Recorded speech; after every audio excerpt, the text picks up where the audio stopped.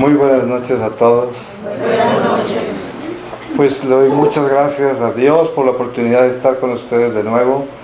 También a esta comunidad porque me invitan y confían en mi apostolado.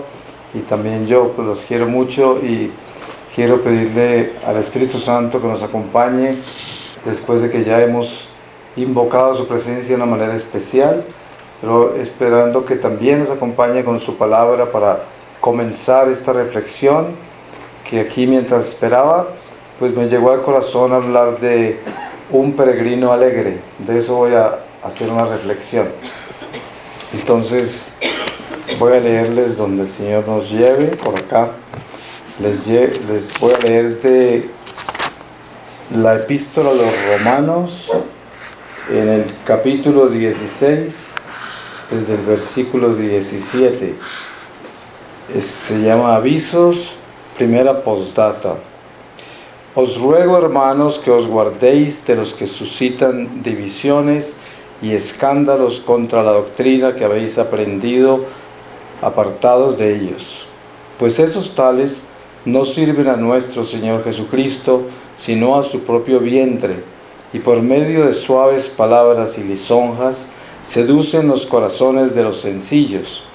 La fama de vuestra obediencia se ha divulgado por todas partes, por lo cual me alegro de vosotros. Pero quiero que seáis sensatos para el bien e inmunes del mal.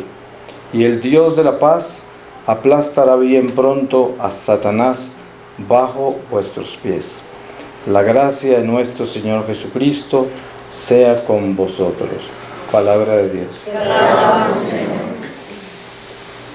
Pienso que nosotros estamos muy conscientes de que somos peregrinos por una tierra extranjera.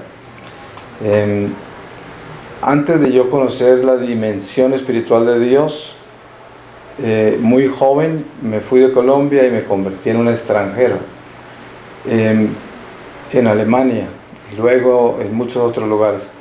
Y estuve viviendo extranjero hasta los 47 años, desde los 18 años. Y pues yo estuve muy ocupado en mi vida, en esa época sin Dios. Y por lo tanto, pues ni me di cuenta que era extranjero. Yo nunca fui un inmigrante, sino que me fui primero de estudiante y luego nacieron mis hijos y una cosa me llevó a la otra y siempre viví lejos, muy ocupado. Entonces nunca padecí muchas cosas que normalmente un inmigrante padece, que le hace recordar que es inmigrante, que es extranjero. Por alguna razón a mí no me pasó eso, pero fui extranjero todos esos años. Luego, cuando tengo este encuentro con el Señor, a los 47 años, precisamente este 25 de diciembre, cumplo 20 años del encuentro mío con el Señor en ese secuestro. Y a partir de ese momento del encuentro con el Señor, comencé a entrar en la dimensión de Dios, la dimensión espiritual de Dios, de la luz. Porque pues yo me creía una persona muy espiritual, pero era una persona nueva era, o sea, esotérico y ocultista y adivinador y quién sabe cuántas otras cosas. Y ya a la entrada, a mi conversión, pues ya descubrí esta dimensión espiritual de la luz y me di cuenta que toda esta revelación del Señor en la iglesia, pues que es verdad, ¿no? Y que todo lo que me habían enseñado cuando niño, todo eso que leí, el catecismo, toda la catequesis que recibí que se me había olvidado, es verdad. Y por lo tanto, pues ya asumí toda esa responsabilidad de no solamente creer en lo que se me dio en nuestra fe católica, sino también en vivirla. Y eso pues solo por gracia de Dios se puede hacer, y mucho más en mi caso, que era un hombre ya mayor y que había estado lejos de Dios tantos años. Por eso pues no era simplemente decir yo cambié, ¿no? Y yo voy a ser católico y yo voy a vivir con Dios y yo voy a obedecerle. Pues esto es más complicado que eso. Y así como comencé este peregrinar consciente de que de verdad era un extranjero en una tierra extraña y por primera vez me sentí extranjero, pero ya era extranjero en esta vida terrenal, por todo lo que experimenté con el Señor durante ese encuentro que tuve con Él, que estaba seguro que era mi muerte, pero resultó que no lo era, y pude ver todo lo que continúa, pues no todo, pero pude ver que la vida continúa, y pude ver tanto que estando aquí con ustedes les digo algo que ustedes ya saben, pero que yo testifico con mi vida, y es que Dios existe, y de que Dios es quien se presenta en nuestra iglesia, porque nuestra iglesia es la iglesia del Señor, y eso yo no tengo la mínima duda, por eso muero y por eso vivo, porque es lo que el Señor me ha revelado y yo lo he podido ver, no es lo que me contaron, porque lo que me contaron, pues yo no lo obedecí ni lo creí y me fui, pero ya con este encuentro, pues de verdad encontré un Dios vivo y encontré con que todo eso que está escrito es verdad. Y esto es algo muy importante, pues para mí, a mí me transformó mi vida y me di cuenta por la revelación de la palabra misma y lo que el Señor me enseñó, de que somos extranjeros, estamos en una tierra que no es la nuestra, estamos de paso, somos peregrinos. Y esto yo pienso que es lo más importante de todo. Es verdad que nosotros tenemos responsabilidades terrenales. Miren, al pueblo de Dios, el Señor lo escogió y lo preparó y lo moldeó. Y ustedes saben en la forma que lo moldeó. Basta con leer en el Antiguo Testamento. Eso es increíble la forma que moldeó a los judíos. Y a ellos los separó para que prepararan la encarnación del Señor, pero no porque ellos eran los únicos que iban a recibir al Señor, sino porque ellos eran los responsables de preparar la encarnación del Señor. Pero el Señor venía para toda la humanidad. Ahora, ese pueblo judío que forma el Señor a través desde Abraham, ese pueblo judío es un pueblo que está siempre peregrinando, y cuando ya llega a su tierra prometida, entonces ya se acerca la encarnación del Señor, se encarna el Señor, y sabemos el misterio tan grande que ocurre cuando la mayoría de ellos, como explica San Pablo, fueron puestos un velo de incredulidad hasta el fin de los tiempos, porque al final de los tiempos ese velo será corrido y ellos entrarán en el Mesías, a nuestro Señor Jesús, y prepararán también la segunda venida. Por eso Jesús dice, habrá fe cuando yo regrese, y los judíos se va a manifestar el judaísmo en esos últimos tiempos, una de las señales más poderosas que habrán. Pero entonces, ese peregrinar de todo ese pueblo les promete una tierra prometida en la tierra, que era todo Canaán, toda esa área cuando pasan el río, que Moisés no pudo pasar, y a partir de Jericó, todo eso se los dio el Señor. Era una promesa terrenal, ¿sí? La promesa celestial no viene hasta que Jesús llega, hasta que llega el Mesías. Por eso es que ahí comienza esta peregrinación en la que nosotros estamos, en la que participamos nosotros, porque somos el nuevo pueblo de Dios, que fuimos injertados en el árbol de los hijos legítimos, y nosotros somos los responsables ahora de toda esta etapa desde la encarnación del Señor hasta la parucía, hasta el regreso, que es toda esta economía de la salvación. Peregrinos con la promesa hecha de que nuestro destino, nuestra patria está en el cielo, la Santa Jerusalén de luz. Ya no es Canaán pasando Jericó, ya es en el cielo. La tierra prometida es la Santa Jerusalén del cielo. Entonces somos extranjeros, no somos de acá, y eso lo tenemos que tener muy claro.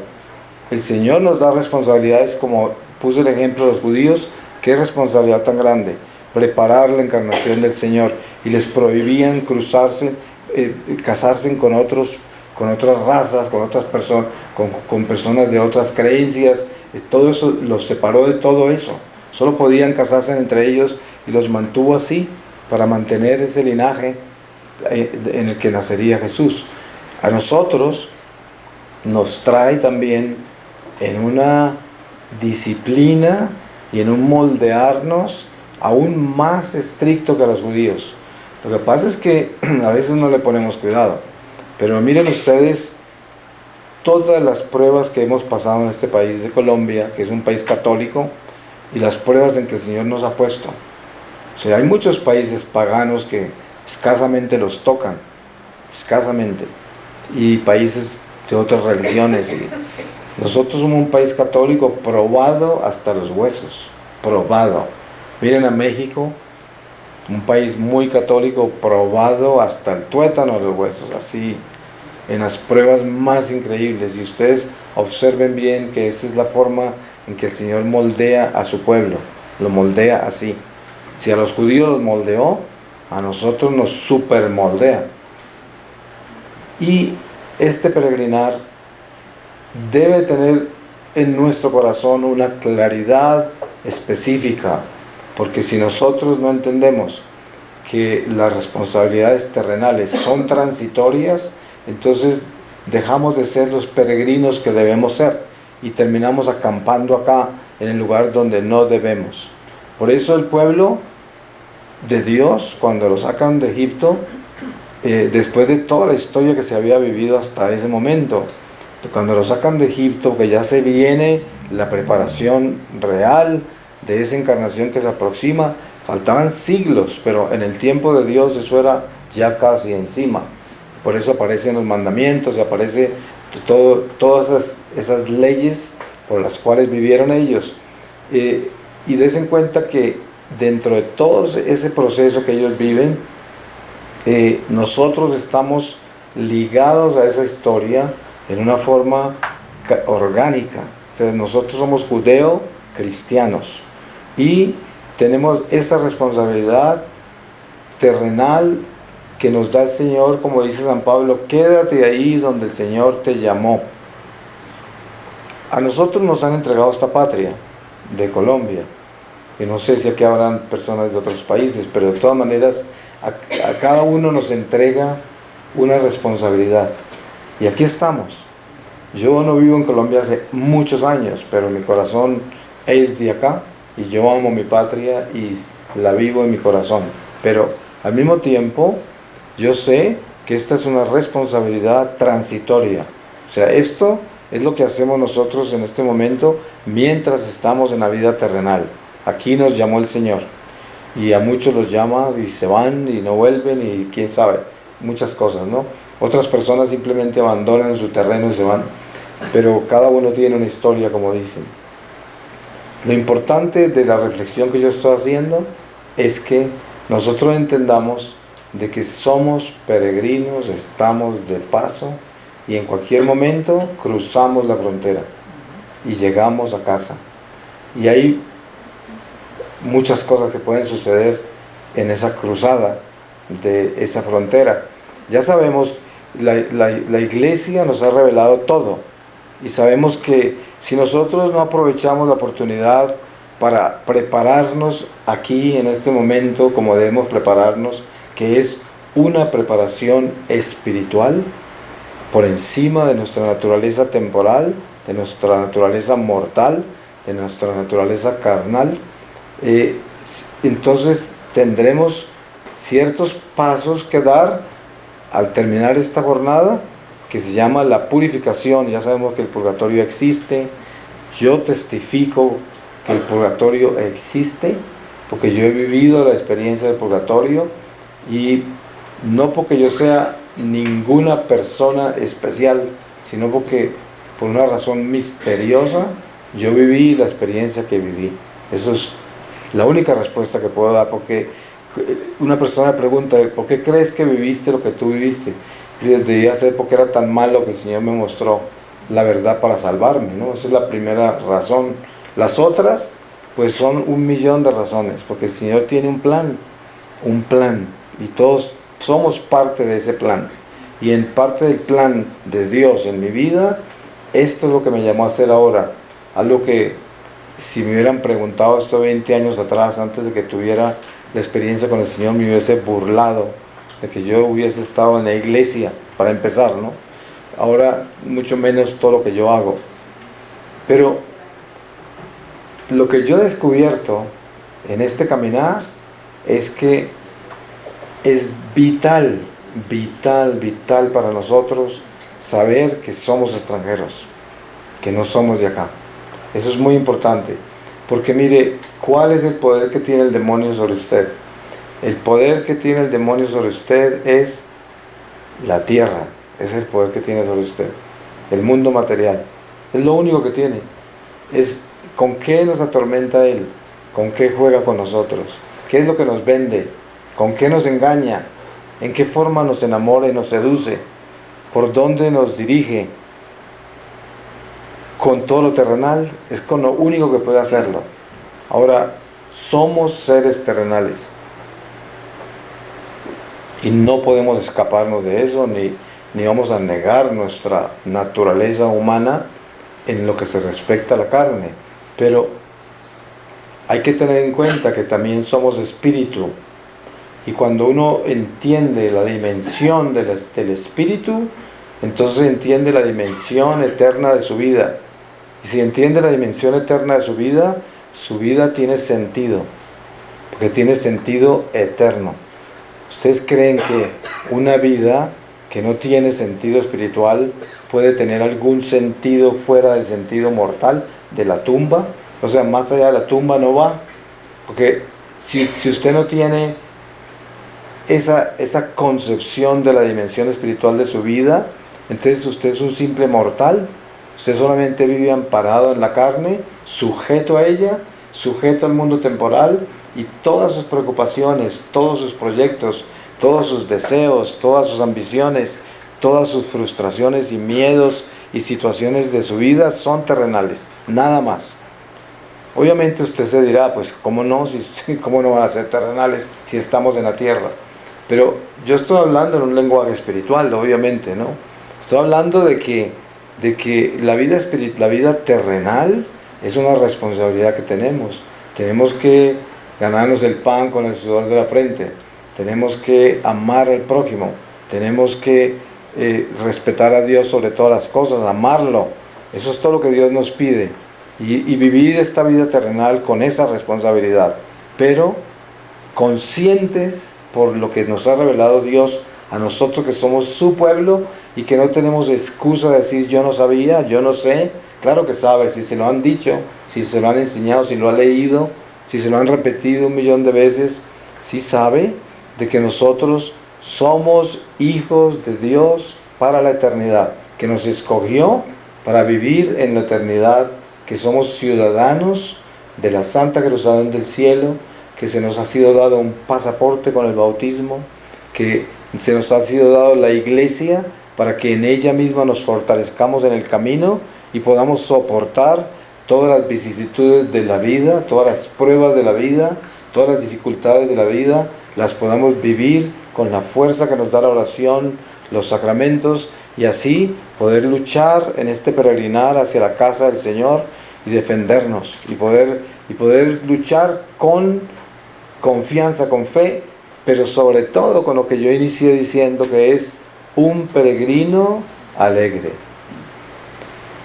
Dese en cuenta de una cosa importante: si usted logra espiritualizar su vida al nivel que Dios le está pidiendo, usted va a lograr estar por encima de todo este drama humano. Ya el drama humano es simplemente un drama humano, pero no es el que gobierna su vida. Cuando usted se deja gobernar por el drama de su vida y el drama humano de su existencia, ¿cómo puede estar usted alegre? Usted está miserable, y cualquier cosa le quita la paz, cualquier cosa. Porque usted vive frustrado porque no le salen bien sus proyectos, porque hace tantas cosas que al final le salen mal, porque no sé qué, porque este me traicionó, porque el otro hizo esto, por esto, porque todo es una angustia terrenal, porque no hay espíritu, no hay espiritualidad. Cuando hay espiritualidad, entonces yo tengo paz y tengo gozo a pesar de todo lo que me pasa, a pesar de todo. Y es importantísimo cuidar de la alegría. Yo acabo de vivir unas pruebas bien difíciles en los años pasados y hace poco salí de esas pruebas. Y esta Navidad es la primera Navidad en varios años en que puedo regocijarme y estar muy contento. Y yo en la carne mía, en mi humanidad, no siento eso. Sí, porque como estoy tan apaleado, como podríamos decir en lenguaje criollo, ¿no? Estoy apaleadísimo, entonces uno como que apenas se está levantando así y todavía no sabe ni sonreírse, ¿sí? Porque pues lo han golpeado mucho. Pero yo sé que tengo que estar alegre, porque es que todo es para alegrarme, todo lo que me pasa. Y ya se terminó esa tribulación, ya terminaron todas las pruebas que pasé, y ahora es tiempo de vivir los frutos, ¿no? de lo que sembré con lágrimas, y como dice el Salmo, y hay que llegar a esa alegría, hay que sentir esa alegría, hay que pasar por encima de esa alegría. Y no es que yo estuve solo llorando durante la prueba, no, porque el Señor también me enseñó durante la prueba, que fue larga, durante la prueba me enseñó a sonreír durante la prueba y a buscar gozo en ella. No porque la prueba me daba gozo, sino porque en medio de la prueba el Señor me traía paz y terminaba con gozo. Era como aquel que se está riendo y le están serruchando una pierna, pues, ¿no? Es que me acordaba de los macabeos. Ustedes han leído ese pasaje de la mamá con los hijos, que es espantoso, ¿no? Es increíble. Uno dice, ¿cómo? Y mire la serenidad de esa mamá hablando con los hijos, aconsejando a cada uno, y en ningún momento quejándose, ni alarmándose, nada, no escandalizándose, ni siquiera el loco novio hace rey, nada. Sí, y yo digo, pues ese es Dios, ¿no? Ese es el Espíritu Santo en nuestra vida. Y el llamado nuestro es a vivir alegres. Por eso las estaciones litúrgicas son tan increíblemente perfectas. Por eso se llama la Divina Liturgia. Esta estación de Adviento es algo absolutamente maravilloso. Y yo lo vivo, pero con un entusiasmo. Acabo de estar en México de misión, en Panamá, y en todas partes donde estuve en México hablamos del Adviento, que ya se venía, que todo esto, y la alegría del Adviento, la preparación para la Navidad, y todo esto que Dios nos provee en la iglesia, ¿no? Y que es un renacer para vivir en el eterno presente de Dios, esa encarnación del Verbo Divino, que está en el eterno presente de Dios, está ese bebé en esas pajas del pesebre de Belén, ahí está, en el eterno presente. Entonces cuando nosotros vivimos el Adviento, lo estamos viviendo, porque en el eterno presente de Dios está ahí. No es lo mismo que el tiempo que vivimos nosotros, y la iglesia nos presenta esa eternidad en la liturgia, es eterna, es divina, por eso se llama divina, porque son los misterios presentes de Dios. Así como la Cuaresma, durante la Semana Santa también vivimos los misterios de la pasión del Señor, y están ahí presentes. Ahí está la sangre de Él derramándose, ahí está todo el flagelo, ahí está la traición, todo está ahí. Es una realidad. Entonces esta es una estación muy buena para que nosotros podamos ser esos peregrinos alegres y alegrarnos por todo, por las luces que ya ponen. Hay tanta cosa que ustedes saben que no tiene nada que ver con el pesebre de Belén, ¿no? Todo este comercio que hay alrededor. Pero ¿sabe qué? Uno no puede demonizar las cosas, sino que uno disfruta las cosas y disfruta la vida sin señalar, sin demonizar, sin nada, sino que uno disfruta la Navidad. Y yo disfruto hasta todas las luces que tienen puestas, así estén con mensajes subliminales para que vaya a comprar dulces de tal esquina. Pues ya uno aprende que tampoco se debe llevar de las luces, ¿no? Pero sí puedes disfrutar la vida y disfrutar que es Navidad, que todo está encendido, que esto, y hay gente muy triste. Yo he pasado varias Navidades triste, Inclusive pasé una encerrado con la guerrilla, ¿no? Pero de todas maneras, nosotros tenemos que aprender que esta es una estación de oportunidad. Yo sé que seguramente aquí hay varias personas que están pasando por situaciones bien difíciles y tristes y que quisieran cambiar y que no quisieran vivir esta Navidad con esa tristeza y con el peso que llevan encima. Eso lo entiendo yo bien, porque yo he vivido así muchas Navidades y los acompaño de todo corazón. Pero también les digo, sacúdase en todo eso. No se dejen enredar en la dificultad. Las dificultades son las que nos forman a nosotros, son las que nos vuelven más valientes y nos convierten en personas que tienen fe, que son capaces de sobrepasar la oscuridad de este mundo, las dificultades de este mundo, las cosas tan inconcebibles de este mundo, cosas tan dolorosas y que uno no entiende por qué le pasaron, por qué tienen que suceder, y a veces son consecuencias de nuestros actos, errores que hemos cometido. Pues, como dice el refrán, el que no se ha equivocado es porque nunca ha trabajado. Todos cometemos errores, y errores que lamentamos a veces toda la vida, pero mire, lo más lindo que tenemos nosotros es que tenemos un Dios maravilloso y misericordioso, que nos perdona todo, que nos espera siempre al lado de la caída para levantarnos, que nos da ánimo, que nos da esperanza, que nunca nos abandona en ningún momento, y que además nos ha dado el pasaporte para entrar a la verdadera casa. Por eso no podemos dejarnos confundir acá mientras estamos de paso. Muchas cosas raras nos pasarán, y cosas que no esperábamos, cosas que esperábamos, pero no podemos dejar apagar la vela. Tenemos que seguir, y seguir con entusiasmo. Ustedes saben lo hermoso que es ver una persona que uno sabe que está pasando por las verdes y las maduras, como dice el refrán criollo, y verla alegre a esa persona, verla con entusiasmo, con esperanza y con paciencia, y es una persona que termina desaconsejándolo a uno, ¿no? Al que vino a consolarla. Eso es Jesús consolando a las mujeres de Jerusalén. Cuando llevaba esa cruz estaba hecho pedazos, y Él se pone a desaconsejarlas a ellas. No lloren por mí, lloren por ustedes, sus hijos y todo. Él hecho pedazos, ¿no? Esto es exactamente la belleza del peregrino alegre. Ese es el peregrino alegre, sin importar qué está pasando. Así estemos arrastrando una pierna, sangrando por ahí, así todo parezca que está al revés, que todo está pero al revés. Sin embargo, no podemos dejarnos dominar por nada, porque somos hijos de Dios, y el Señor está con nosotros siempre, en todo momento. Y yo les decía, ustedes han visto cómo moldeó el Señor al pueblo judío, pues póngale cuidado cómo lo está moldeando a ustedes también, ¿no? Nos tiene así. Y bendita moldeada, porque por esa moldeada es que nosotros podemos crecer como personas, ¿no? Y podemos como llegar a sentir la llama del Espíritu en nosotros, porque algo nos sostiene.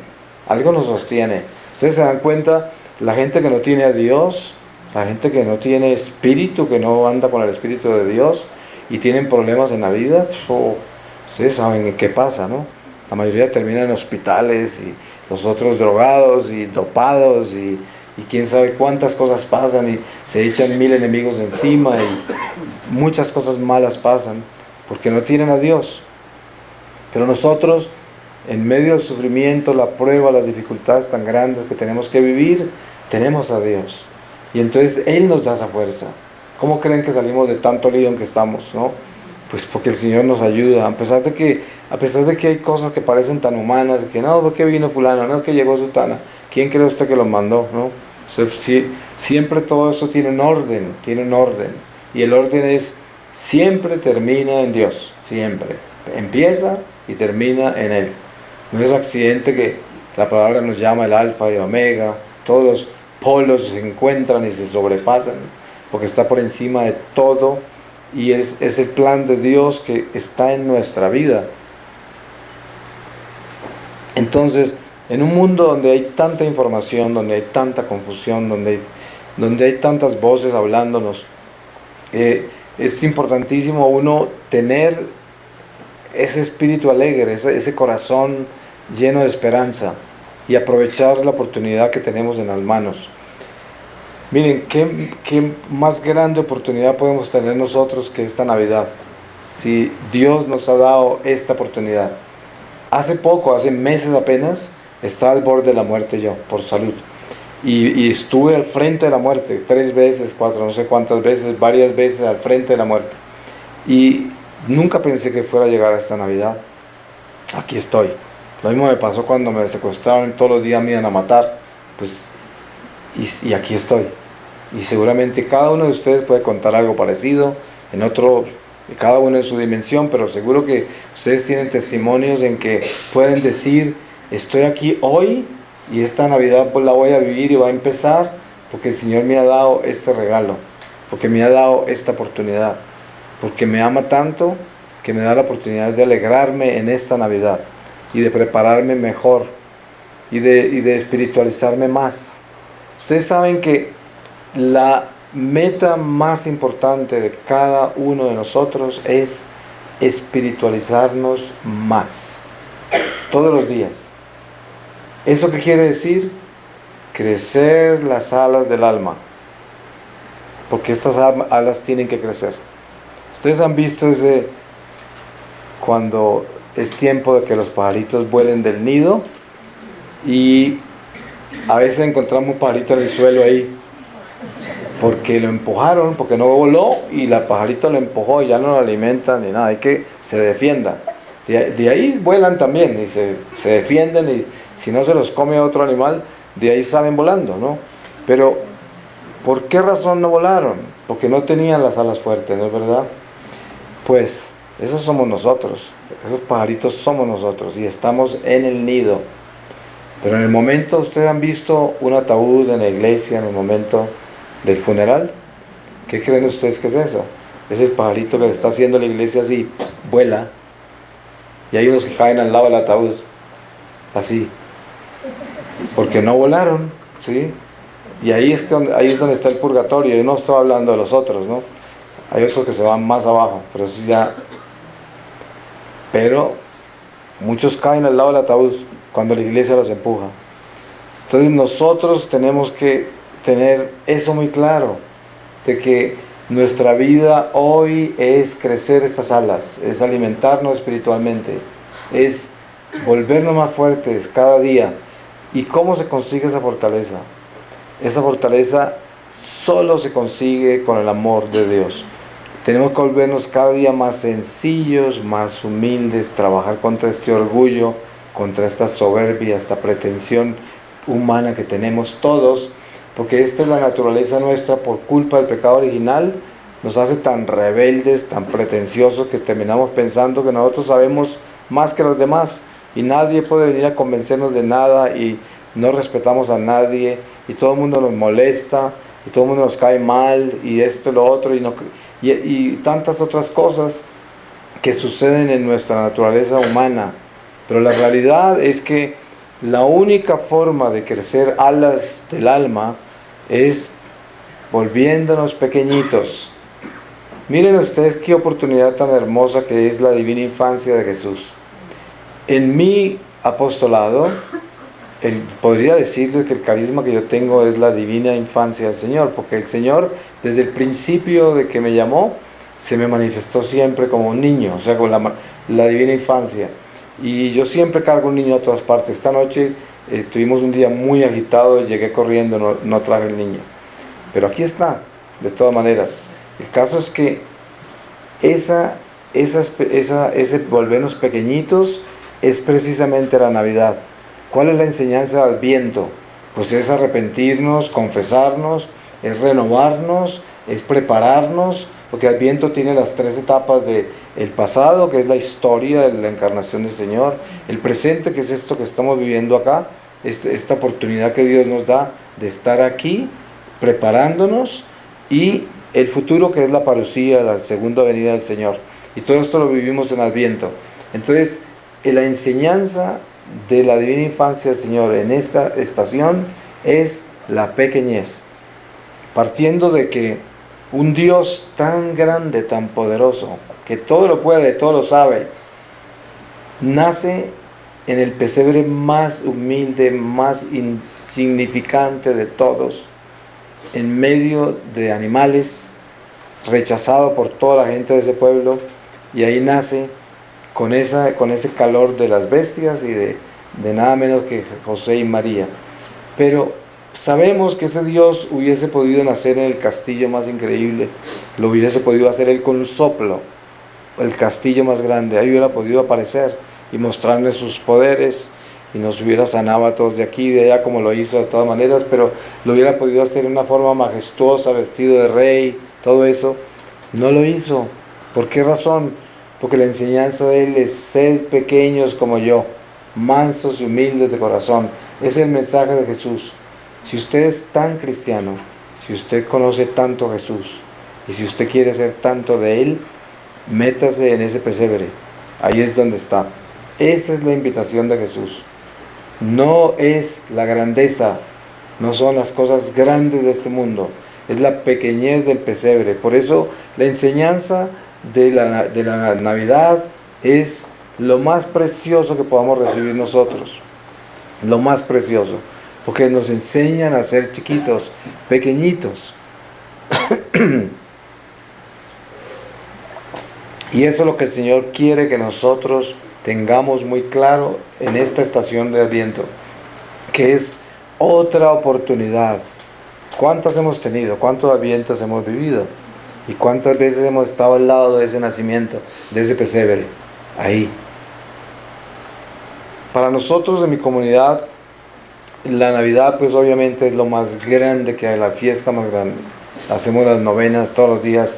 Yo hago una reflexión todos los días en la novena, tenemos la Eucaristía y cantamos y todo, y el 24 de diciembre tenemos una procesión con el niño hasta el pesebre, y todo esto lo hace todo el mundo acá de todas maneras, no es nada nuevo que yo esté haciendo, pero lo que sucede es que la espiritualidad de ese pesebre es muy importante, porque ese pesebre puede ser tan solo una tradición, y hay más importancia las empanadas que están al otro lado, en el otro cuarto. Después de las panderetas quedan las empanadas, o el whisky a veces, ¿no? En el otro cuarto. Y eso no es espiritualidad. O sea, no es nada malo con comerse las empanadas y tomarse un whisky, está bien. Es para celebrar, es una estación de alegría. Pero lo que tenemos que tener las prioridades al derecho. Que ese pesebre, esas panderetas o esos villancicos, eso que vivimos al lado del pesebre sea lo más importante. Lo más importante de cada novena. Eso es lo que tenemos que tener claro, que eso sea la razón por la cual nos reunimos, la razón por la cual vamos a estar alegres, la razón por la cual nos vamos a reunir para celebrar nuestra fe, no nuestra amistad ni nuestra sangre de familia o de amigos, sino nuestra fe. Eso es lo que estamos celebrando. Por eso, si se le pone espiritualidad a la Navidad, se le pone espiritualidad al pesebre, a las novenas, entonces crecemos. El mismo niño nos da ese regalo, porque las promesas de la divina infancia, ¿cuáles son? Entre más me ames, entre más me adores, más te bendigo. Esas son las promesas del niño Jesús. ¿Y qué quiere decir con eso? Si nosotros hacemos una novena en la casa donde la hagamos, o en la parroquia, o en una comunidad como la mía, por ejemplo, la hacemos ahí, pues vamos a asegurarnos de que lo más importante que estamos haciendo es esa novena, y ese adorar ese pesebre, ese prepararnos para que el niño nazca, ese adorar todo lo que está allí en ese pesebre, la historia, las promesas, el peregrinar con esos misterios, la esperanza de llegar a casa. Todo eso lo debemos tener en el corazón, porque no es simplemente una tradición, sino que es una espiritualidad. Es por encima de la religión, por encima de la tradición. Nosotros debemos enfocarnos en espiritualidad, para que crezcamos.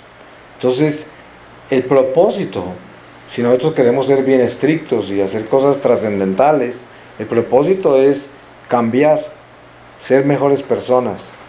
Miren que llega enero, y en el mundo pagano todo el mundo hace promesas. Usted ve gente corriendo con maletas alrededor de la calle. Sí. Hay gente que todavía anda en esas, ¿no? o gente que vive en esas. Pero nosotros no somos de las promesas de enero, nosotros somos de las bendiciones de diciembre. Sí, es muy diferente. Nosotros no decimos que tenga suerte, eso es de los paganos. Nosotros decimos que Dios lo bendiga, porque no vivimos de la suerte. ¿Qué tal que la vida nuestra fuera el azar? Entonces, ¿qué tal que le va y que no tenga suerte? Entonces, ¿qué pasó? Entonces, si vivimos de la suerte y si nos acabó la suerte, entonces acabó todo, ¿no? Pero esa es la vida del pagano, si viven de la suerte. Nosotros vivimos de la gracia, de las bendiciones de Dios. No son las promesas de enero, ni la ropa interior amarilla de enero, sino que es las bendiciones del pesebre en diciembre. Esa es nuestra vida. Y así nosotros es que estamos con Dios, y de ahí sacamos nuestra alegría. ¿De dónde viene nuestra alegría? De los misterios de nuestra fe. Nuestra alegría no viene porque tenemos un poco de dinero ahorrado y nos podemos gastar un poco de cosas en diciembre, o porque tenemos muchos sueños y queremos ganarnos no sé cuánto, o porque simplemente estamos muy contentos con toda la comida que tenemos, o no sé, tantas cosas materiales que a veces nos entusiasman tanto, y que no es que sean malas, sino que no deben ser la prioridad de nuestra vida, porque hay que tener las cosas al derecho. No podemos demonizar nada de nuestra vida fuera del pecado. Lo demás no, pero sí tenemos que tener cuidado de que la prioridad tiene que ser que Dios esté primero. Por eso el pesebre tiene que ser la cabeza de nuestra Navidad, el pesebre. Dedicarle todo ese tiempo, ojalá que, perdóname, ojalá que todos ustedes tengan la oportunidad de tener un pesebre donde vivan, porque espiritualmente es algo muy importante. Yo se los digo porque he descubierto cosas maravillosas con la fuerza espiritual que tiene el pesebre. Voy a darles un ejemplo. Cuando yo descubrí la fuerza que tiene el rosario, la descubrí en esta forma. Resulta que los demonios viven en la eternidad, ellos no viven en el tiempo ni en el espacio. Entonces, usted tiene un rosario, y el rosario son los misterios de la encarnación del Señor, de la pasión, de la gloria del Señor, todos esos misterios. Entonces, para los espíritus que están en las tinieblas, cuando usted lleva un rosario en la mano, y esos espíritus saben que usted no los lleva simplemente por llevarlo, sino que usted lo reza, ¿sí? Ese rosario es un arma terrible. ¿Y por qué? Por esto. Un Ave María. ¿Qué es un Ave María? Ustedes saben que es la anunciación de San Gabriel a la Virgen María, es la visitación, y es la jaculatoria de la iglesia, ¿sí? Entonces esas tres cosas combinadas colocan al demonio en ese lugar. ¿Dónde lo colocan? Al frente de San Rafael, de San Gabriel. Lo colocan al frente del arcángel, anunciándole a María.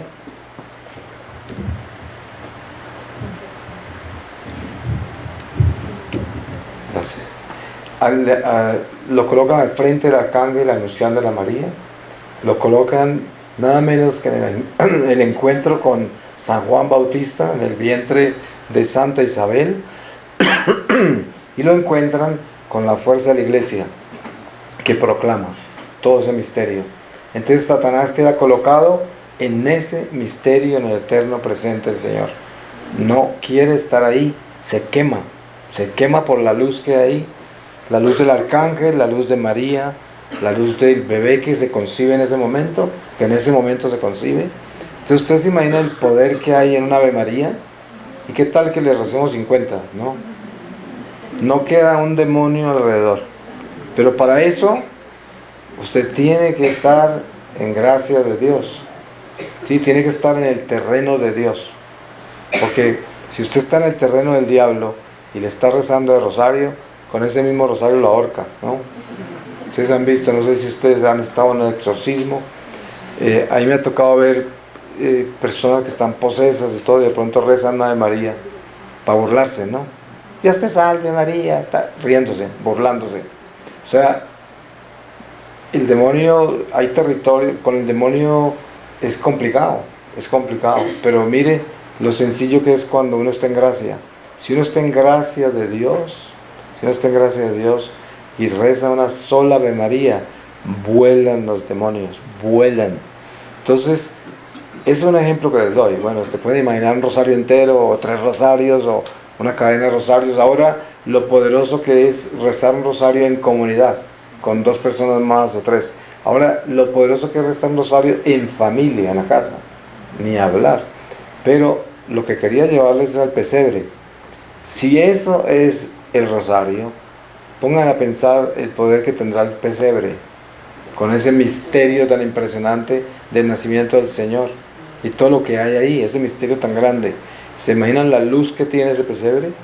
Mire, puede ser así de grande el pesebre, como esos que traen del Perú, que son así, unas cositas así. No importa, porque es que ese pesebre es gigante en la eternidad. Lo puede tener aquí, en un broche, pero esa es una... Pero si está en el territorio de un hijo de Dios que está en obediencia, yo no estoy hablando de un santo, usted sabe que estamos hablando de pecadores, que somos todos nosotros, caminando con el Señor, dando los pasos que damos a veces en falso también, pero que estamos caminando con Dios. En ese tipo de territorio hablo yo. Entonces, si tiene ese pesebre en su casa, yo le aseguro que tiene la compañía más impresionante, de grande y de poderosa. Es importante hacerlo. Y durante la Navidad, pues inclines ante el pesebre, cada que se levante, cada que pase, hágale su venia, así sea así de grande, no importa. Pero acuérdese que ahí está la fuerza suya, ahí está el poder que Dios le dio, ahí está la defensa contra Satanás, ahí está la alegría de su corazón, ahí está todo lo tiene ahí lo tiene. Y por eso aprovecha esa oportunidad. Esta es una estación preciosa, hermosa, para que nosotros podamos alegrarnos.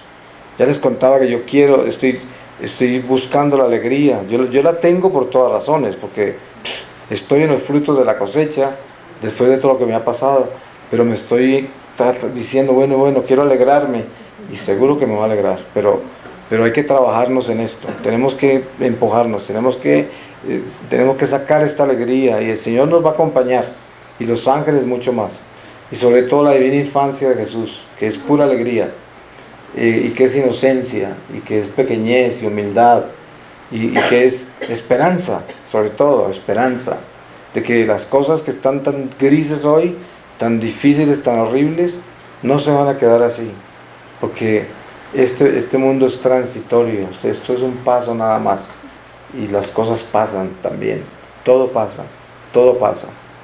Voy a pedirle al Señor su palabra para que sellemos todo lo que aquí hemos hablado, y el demonio no se lo robe.